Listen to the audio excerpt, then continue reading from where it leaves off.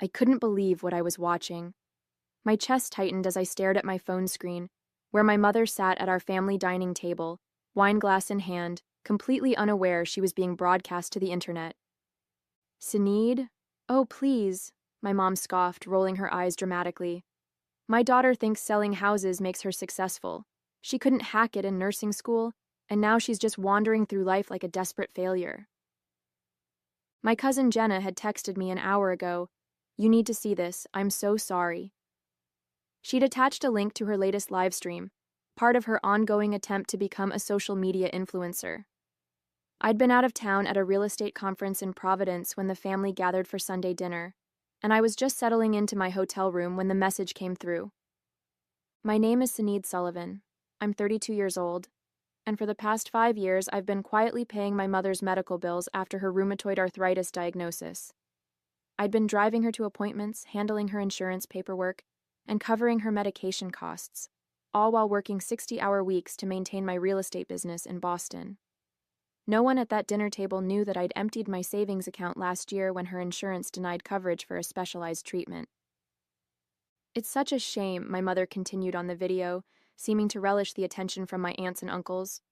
All these grand dreams about becoming a nurse, and now she just sells houses to people who actually succeeded in life.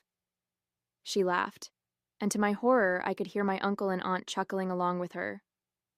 Jenna's camera caught everything. I could see she was filming from her lap, probably trying to be discreet while documenting everyday family life for her social media followers. My mother had no idea she was being recorded, which made her words all the more devastating. Remember when she dropped out of nursing school? My mother turned to my aunt.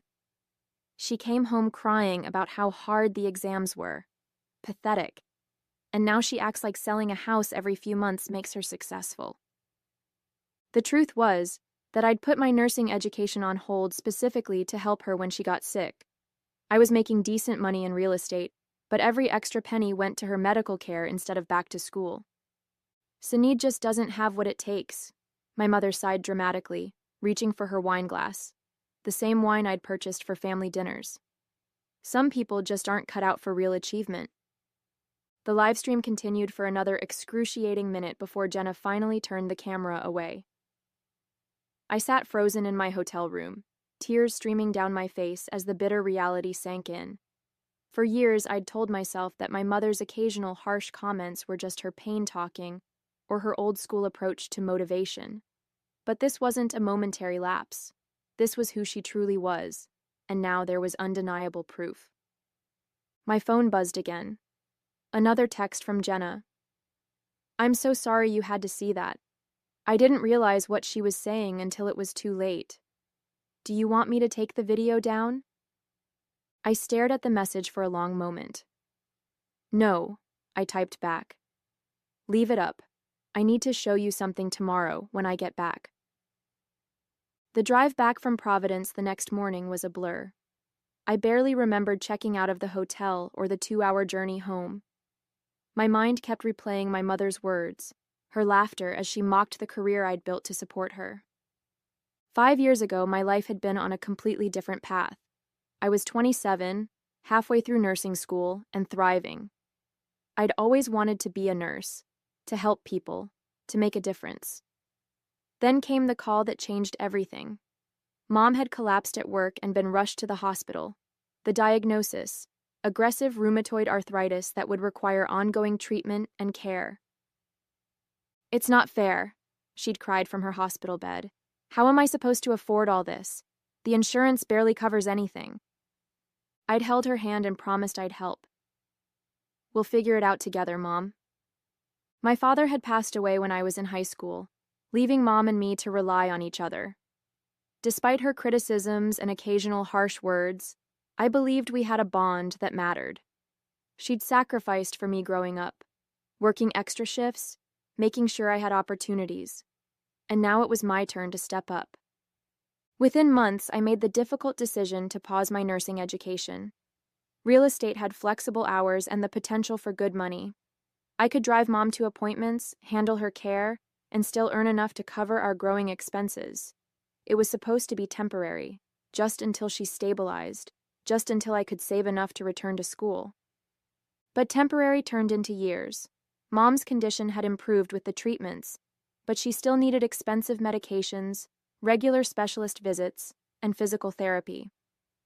I'd become the sole manager of her healthcare, spending hours arguing with insurance companies and researching treatment options. "You've become so responsible," she would occasionally say in rare moments of appreciation. Those words had sustained me through countless sleepless nights and stressful work weeks. I pulled into my driveway and sat in silence. I hadn't told Mom I was coming back today. She thought I was still in Providence, networking with other realtors at the conference, an opportunity I'd cut short after seeing the video. My phone buzzed. A text from Jenna. "I'm at the coffee shop on Maple. Can meet whenever you're ready." I took a deep breath and tried to organize my thoughts. Opening my laptop bag, I pulled out a folder labeled Mom Medical. Inside was a meticulously documented record of every payment I'd made over the last 5 years. Every insurance premium, every medication copay, every specialist visit, all cataloged with receipts and bank statements. I'd been keeping these records for tax purposes, never imagining they would serve as evidence of betrayal.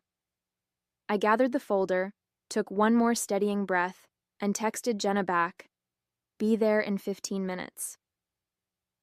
The coffee shop was busy, but I spotted Jenna immediately. At 16, she stood out with her vibrant blue hair and oversized headphones. When she saw me, her face crumpled with guilt. "I'm so sorry, Sinead," she blurted as I sat down. "I didn't know she would say those things. I was just doing my usual Livestream thing, and then Aunt Patricia started talking about you, and it got so mean, and it's not your fault," I said, cutting off her rambling. "Actually, I need to thank you." Jenna looked confused. "Thank me? For what?" I placed the medical folder on the table and opened it, revealing 5 years of payment records, appointment schedules, and insurance correspondence. "For showing me the truth," I said quietly. "I've been paying for everything. Her medications, treatments, insurance premiums, everything." Jenna's eyes widened as she flipped through the documents. "This is thousands of dollars." "Over 100,000, actually," I confirmed. "I put my entire life on hold for her. My nursing degree, my savings, even relationships. Everything went on the back burner because I thought she needed me." Jenna looked up from the paperwork, her expression shifting from shock to anger. "And she calls you a failure? That's so messed up." I nodded, feeling a strange calm settling over me. I always thought her criticism was her way of motivating me, that underneath it all, she appreciated what I was doing. I laughed bitterly. Guess I was wrong. "So what are you going to do?" Jenna asked. I took the folder back, my decision crystallizing as I spoke. "I'm done. I've already got the paperwork ready to remove myself from her accounts." "You're not going to confront her?" I shook my head. What would be the point? She'd just deny it or tell me I'm being too sensitive. I pulled out my phone and brought up my banking app. I've been putting aside a little money each month, hoping to eventually return to nursing school. Now I'm going to use it for exactly that. As I spoke, I transferred the money, funds I'd earmarked for my mother's next round of treatments, into my personal savings account. The action was small, but it felt monumental. "Wow," Jenna whispered. "Are you sure?" "I've never been more sure of anything," I replied, surprising myself with how steady my voice sounded. "I've spent 5 years being her safety net while she dismisses everything I do. That ends today." I showed Jenna the acceptance letter I'd received months ago from the nursing program, the one I'd nearly deferred again because of Mom's planned treatments. "I start in the fall," I told her, "and I'm not deferring again." Jenna reached across the table and squeezed my hand. "I'll send you the full video, just in case you need it." As we parted ways, I felt the weight of years of obligation lifting. For the first time in so long, I was choosing myself. The guilt I'd expected to feel was nowhere to be found, replaced instead by a sense of clarity and purpose that had been missing for far too long. The insurance company representative sounded confused when I called. You want to remove yourself as the guarantor on Patricia Sullivan's accounts? May I ask why? Personal reasons, I replied, my voice remarkably steady. I'll no longer be responsible for any payments after this month. It was day 3 of my new resolve. I'd spent the weekend in a productive frenzy, calling insurance companies, updating payment information, and drafting emails. My dining room table was covered with paperwork as I systematically dismantled the financial web I'd created to support my mother. The representative continued. Ms. Sullivan, I should inform you that without your support, your mother's premium will increase substantially, and her coverage options may change. I understand. I paused. Could you please send a formal letter explaining these changes to her home address? I want to make sure she's fully informed. I knew exactly what I was doing. The letter would arrive in a week, giving me time to implement the rest of my plan before the inevitable confrontation. My phone had been buzzing with messages from my mother since yesterday. She had no idea what I was doing, but she'd expected me to drive her to a doctor's appointment this morning. I hadn't shown up. Where are you? I've been waiting for an hour. The doctor's office called. They said my insurance card was declined. Fix it ASAP. Are you ignoring me? Answer your damn phone, Sinead. Each message strengthened my resolve. I switched my phone to silent and continued working. By evening, I had completed most of the financial separations and moved on to the next phase. I opened my laptop and began composing a single, carefully worded email to be sent to my entire extended family. Dear family, after much consideration, I will no longer be managing my mother's medical care or financial support. For the past 5 years, I have covered all expenses related to her condition, totaling over $120,000. This has included insurance premiums, medication costs, specialist visits, and numerous treatments.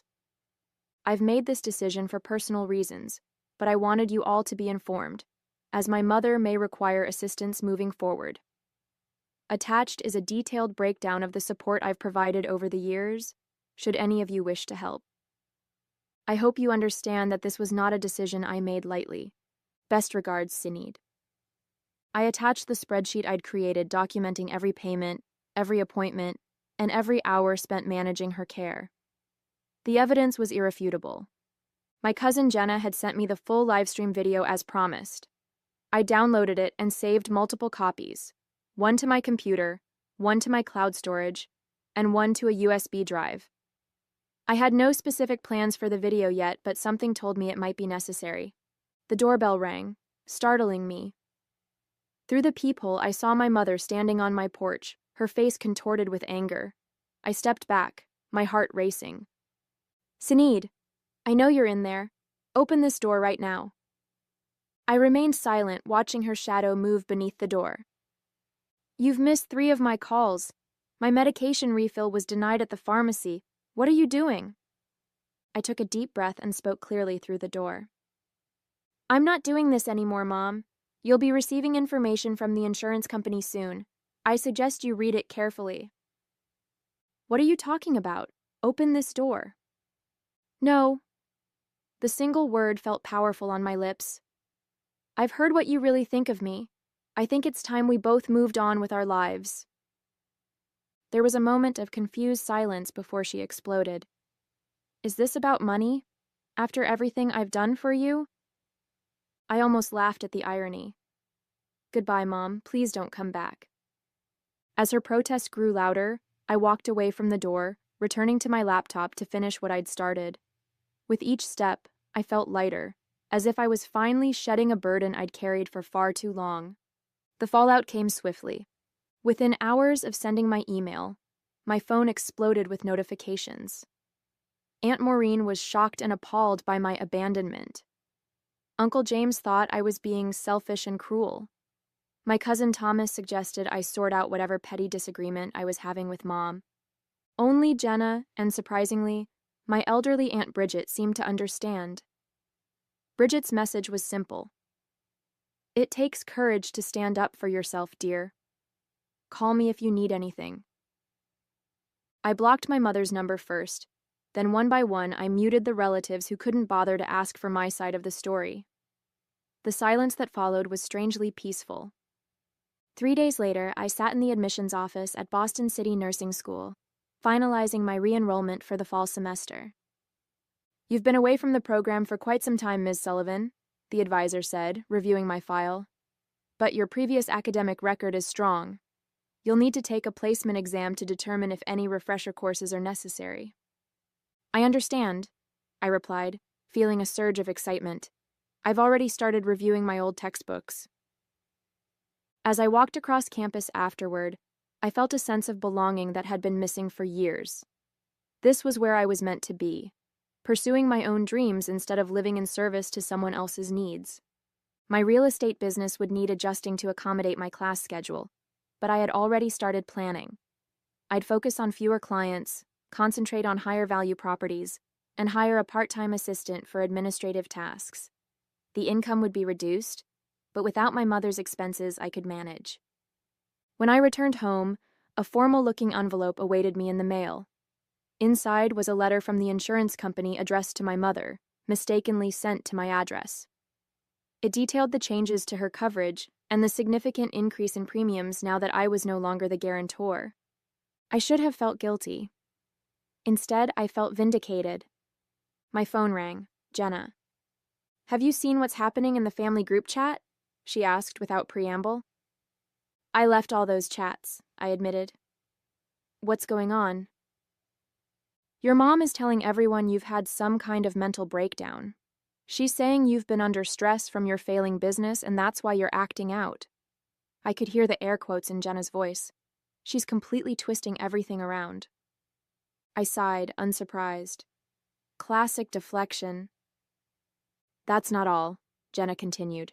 "She didn't realize I was still in the chat, and she's convinced Aunt Maureen to let her move in temporarily until she sorts out her medical situation." "Of course she has," I said, shaking my head. "Mom's always been good at finding someone to rescue her." After hanging up, I opened my laptop and found myself staring at the video file Jenna had sent, the live stream that had changed everything. I hadn't watched it since that first devastating viewing in my hotel room. My finger hovered over the play button. There was power in this recording. Power to show everyone exactly who my mother was behind closed doors, to vindicate myself in the face of her lies. But did I need that vindication? The family members willing to believe her narrative without even asking me for my side of the story, were they really worth convincing? I closed the laptop without playing the video. I had the evidence if I needed it, but right now I had more important things to focus on. My nursing application was complete. I'd scheduled my placement exam, and for the first time in years, I was planning for my future, not managing someone else's crisis.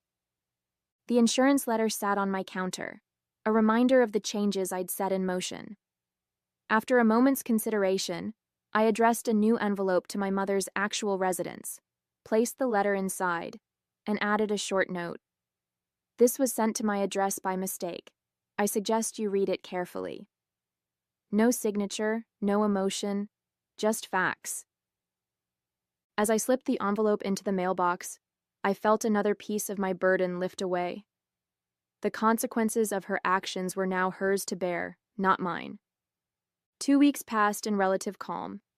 I threw myself into preparations for nursing school, studying during every spare moment between real estate showings and client meetings. The placement exam was scheduled for Friday, and I felt a growing confidence with each practice test. Then came the ambush. I was just finishing a showing of a 3-bedroom colonial in Brookline when I spotted them in my rearview mirror, my mother and Aunt Maureen, waiting beside my mother's car in the parking lot. My first instinct was to drive away, but they had clearly seen me. Running would only postpone the inevitable. I took a deep breath and stepped out of my car. "Sinead," my mother said, her voice sickly sweet. "We need to talk." Up close, I could see the strain on her face. Her hair was unstyled, and she leaned heavily on her cane, a prop she typically only used when she wanted to emphasize her condition. "I have nothing to say," I replied, keys clutched tightly in my hand. Aunt Maureen stepped forward. "Your mother is struggling, Sinead. Her medication costs have tripled, and she can't get appointments with her specialists anymore. Is that what you wanted? What I wanted, I said carefully, was to be treated with basic respect and appreciation. What I wanted was recognition for 5 years of sacrifice. What I wanted was a mother who didn't call me a desperate failure behind my back. My mother's face paled. What are you talking about? I saw the video, Mom. Jenna's live stream from the family dinner. I met her gaze steadily. I heard everything you said about me.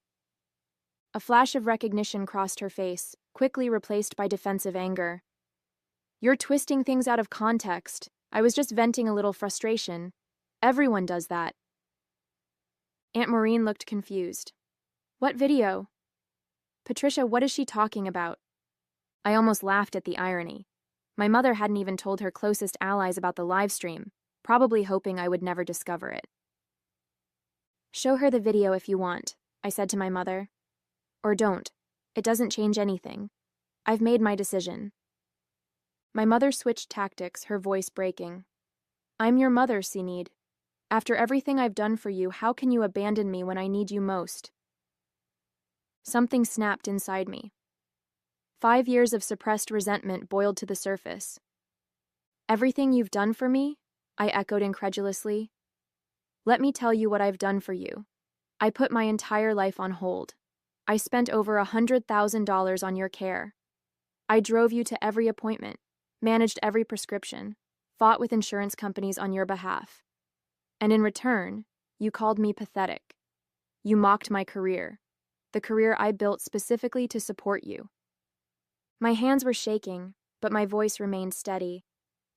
I sent proof to everyone in the family, every payment, every appointment, every sacrifice. So don't stand there and act like I'm the villain in this story. Aunt Maureen was looking at my mother differently now, doubt creeping into her expression. Patricia, she said slowly, what exactly was in this video? My mother ignored her, focusing her desperation on me. I'm sorry if I hurt your feelings, but this is an extreme overreaction. I'm facing serious health complications. I'm aware, I replied calmly. And I've provided you with 5 years of continuous support. Now it's someone else's turn.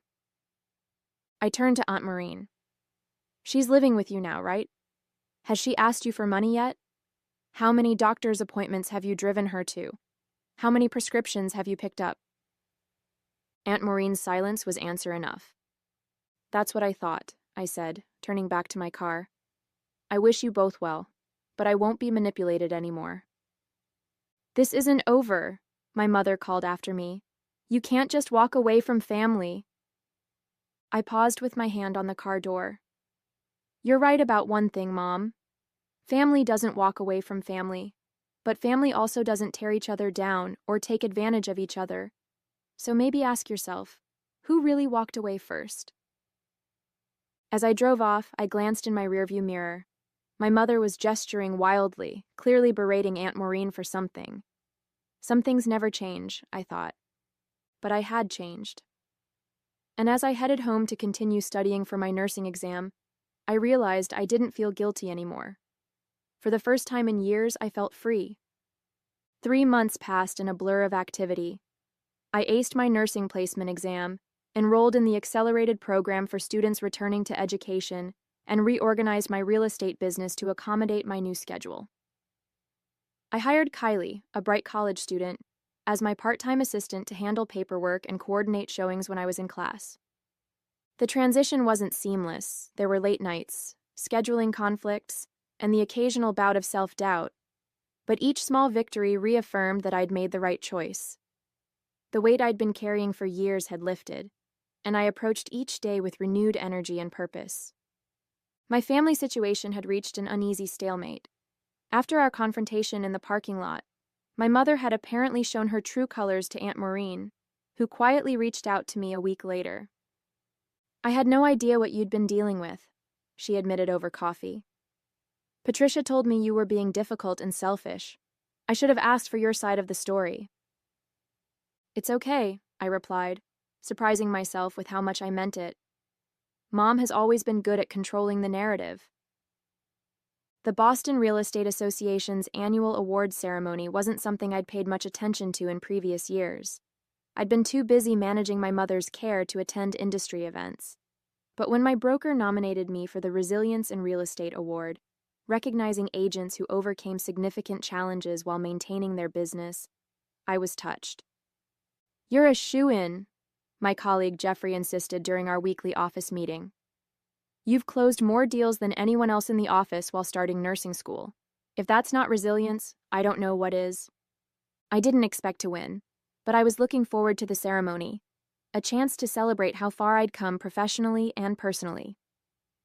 The evening of the ceremony arrived, and I found myself in a hotel ballroom surrounded by Boston's real estate community. I wore a dark blue dress I'd bought specifically for the occasion, my first non-work-related splurge in years. After grabbing a glass of champagne from a passing waiter, I mingled with colleagues and reconnected with industry contacts I hadn't seen in ages. "Sinead Sullivan," called out a familiar voice. I turned to see Margot Stevens, one of the most successful brokers in Boston. "I was hoping to see you here. I've been hearing great things about your work in the Brookline market." We chatted about recent property trends, and I found myself easily engaged in the conversation, a welcome change from the distracted, overwhelmed person I'd been for years. My phone vibrated in my clutch. I ignored it at first, fully present in the professional moment I was enjoying. When it vibrated again a minute later, I excused myself and glanced at the screen. 5 missed calls from a number I didn't recognize and a text message. "It's Jenna. Using Uncle Patrick's phone. Emergency. Call back ASAP." A knot formed in my stomach. I stepped into a quiet hallway and returned the call. "Jenna? What's going on?" "I'm so sorry to bother you," Jenna said, her voice tense. "I'm at the hospital with your mom. She fell, and they think it might be a reaction to her new medication. She's asking for you." I closed my eyes, waiting for the familiar wave of guilt and obligation to wash over me. It came, but it was different now. Manageable, not overwhelming. "Is she stable?" I asked. "Yes, but they're keeping her overnight for observation. I didn't want to call, but Uncle Patrick insisted." I heard muffled voices, then a shuffling sound as the phone changed hands. "Sinead? Patrick here. Look, I know things have been difficult, but your mother needs you. The doctors have questions about her medical history that we can't answer." As we spoke, I saw the ceremony attendees moving into the main ballroom. The awards presentation would be starting soon. "I understand," I said, making my decision. "But I'm at an important work event right now. I can come by the hospital afterward." "This is your mother we're talking about," Patrick's voice hardened. "Surely whatever party you're at can wait." The old Sinead would have acquiesced immediately, abandoning her own needs for her mother's. But I wasn't that person anymore. "I'll be there in about 2 hours," I said firmly. "Please tell the doctors I'll answer any questions then. And Patrick? Thank you for being there for her." I ended the call and took a deep breath. As I turned to rejoin the ceremony, I caught my reflection in a decorative mirror, shoulders back, head high, eyes clear. For the first time in years, I recognized myself. "And the winner of the Resilience in Real Estate Award goes to Sinead Sullivan." The room erupted in applause as my name was announced. For a moment, I sat frozen in shock. I genuinely hadn't expected to win. Jeffrey nudged me with his elbow, grinning broadly as I rose and made my way to the stage. The crystal trophy felt substantial in my hands as I approached the microphone. Looking out at the audience, I saw colleagues, mentors, and competitors united in recognition of my work. The validation was overwhelming. "Thank you," I began, my voice steadier than I felt. "This means more to me than I can express. The past few years have been challenging, balancing a demanding career with personal obligations. There were many days when I wasn't sure I could keep going." I paused, thinking of the countless nights I'd spent researching treatment options for my mother, the early mornings rushing to prepare for showings after sleepless nights of worry. But real estate isn't just about selling homes. It's about resilience, adapting to changing markets, overcoming obstacles, and finding solutions when it seems impossible. Those same skills helped me navigate my personal challenges and eventually find my way back to my original passion, nursing. The crowd murmured with interest at this revelation. I'm now pursuing my nursing degree while continuing to serve my real estate clients, and I couldn't be happier. So this award isn't just for professional resilience. It's a reminder that we can reinvent ourselves at any point in our lives. Thank you for this honor. The applause followed me back to my seat, where Jeffrey and our other colleagues congratulated me with enthusiastic handshakes and hugs. As the ceremony wrapped up, several people approached to ask about my nursing studies, genuinely interested in my unconventional career path. By the time I checked my phone again, it was nearly 9 o'clock. I had 3 more missed calls from Uncle Patrick and a text from Jenna. She's stable. Take your time. I gathered my things, said my goodbyes, and headed for my car, the trophy carefully wrapped in my tote bag. The hospital was a 20-minute drive across town, and I used the time to mentally prepare for the inevitable confrontation. When I arrived at the hospital room, I found my mother sitting up in bed, looking remarkably alert for someone who had supposedly experienced a serious medical emergency. Uncle Patrick sat in a visitor's chair beside her, while Jenna stood awkwardly near the window. Finally, my mother said as I entered, her tone acidic. Nice of you to fit us into your busy schedule. I set my tote bag down, the corner of the trophy box visible. Hello, Mom. I came as soon as my event was over. How are you feeling? How do you think I'm feeling? I collapsed. I could have died, and you were too busy partying to care. Uncle Patrick cleared his throat, clearly uncomfortable. The doctor said it was likely a reaction to the new medication. They've adjusted the dosage, and she should be fine to go home tomorrow. I nodded, keeping my expression neutral. That's good news. I'm glad it wasn't more serious. My mother's face contorted with frustration at my calm demeanor. This wouldn't have happened if you hadn't abandoned me. My new insurance is useless. I can't afford half my medications, and these new doctors don't understand my condition like my specialist did. I'm sorry to hear that, I said sincerely. It must be difficult adjusting to new healthcare providers. My measured response seemed to infuriate her further. Is that all you have to say, after what you've put me through?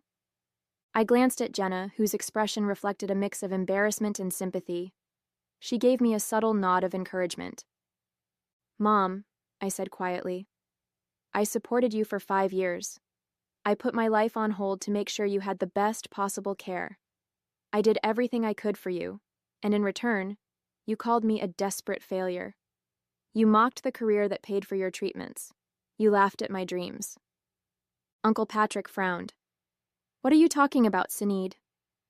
Jenna stepped forward. The video, Uncle Patrick. The live stream I accidentally recorded at dinner a few months ago. Mom didn't tell you about that? My mother's face paled. That's completely irrelevant. Sinead is twisting things out of context to justify her selfish behavior. I reached into my tote bag and pulled out the trophy, setting it on the bedside table. The crystal caught the light, the engraving clearly visible. Resilience in Real Estate, Sinead Sullivan. I won an award tonight, I explained to Uncle Patrick, for maintaining a successful business despite significant challenges. Those challenges included supporting Mom financially and medically for 5 years while she belittled my achievements behind my back. Understanding dawned on Uncle Patrick's face as he looked from the trophy to my mother's defensive expression. I didn't come here to argue, I continued. I came because you needed medical information, and I wanted to make sure you were okay. I don't wish you ill, Mom. I never have. I just couldn't keep sacrificing my life for someone who didn't appreciate it.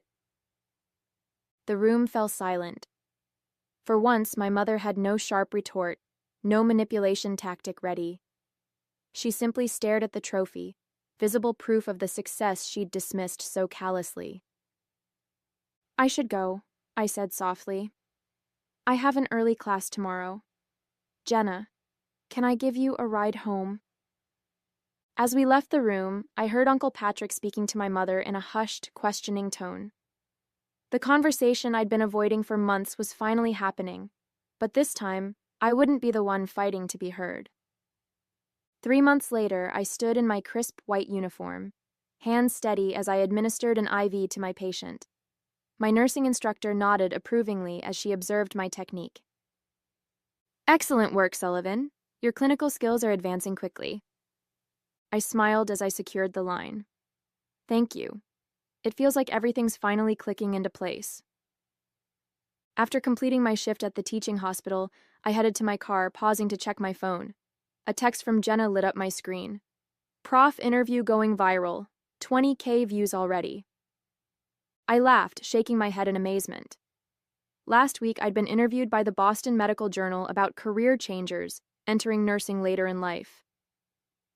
The interviewer had been particularly interested in how my real estate experience had prepared me for healthcare. Both fields require attention to detail, strong communication skills, and the ability to help people through major life transitions, I'd explained. And both taught me the importance of boundaries, something every healthcare professional needs. As I drove home, my phone rang through the car's Bluetooth, an unknown number. "Hello? Sinead? It's Patrick." My uncle's voice sounded hesitant. "Do you have a minute?" I tensed slightly. "Is everything okay?" "Yes, everything's fine. I just..." He paused. "I saw your interview. It was quite inspiring." "Thank you," I replied, surprised by the compliment. "Your mother saw it too," he added quietly. I waited, bracing myself for news of her latest criticism or complaint. "She didn't say much," Patrick continued, "but I think seeing you in that nursing uniform, it finally made things real for her. You really are doing it, becoming a nurse, just like you always wanted." I pulled into my driveway, letting the car idle as I processed his words. "I'm proud of you, Sinead," he said, filling the silence. "And I'm sorry I didn't see what was happening sooner." The simple acknowledgement brought unexpected tears to my eyes. "Thank you, Patrick. That means a lot." After we hung up, I sat for a moment, reflecting on how much had changed in less than a year. The trophy from the real estate award sat on my mantle now, next to my nursing textbooks, physical reminders of my past achievements and future goals. My mother and I still weren't speaking, but that was okay. I had stopped expecting validation from someone incapable of giving it. Instead, I found it in my own accomplishments, in the patients who thanked me for my care, in the professional recognition that validated my choices. As I entered my home, my sanctuary, I smiled at the stack of nursing journals on my coffee table. Tonight I would study for next week's exam, perhaps call Jenna later to catch up. Tomorrow I had 2 property showings scheduled between classes. My life was full, purposeful, and entirely my own. The phone call from Patrick was an unexpected grace note, not necessary for my happiness, but welcome nonetheless. Whether my mother ever came to terms with my decision didn't define me anymore. I had reclaimed my path, my future, and most importantly, my sense of self-worth. And that, I realized as I settled in to study, was the greatest victory of all.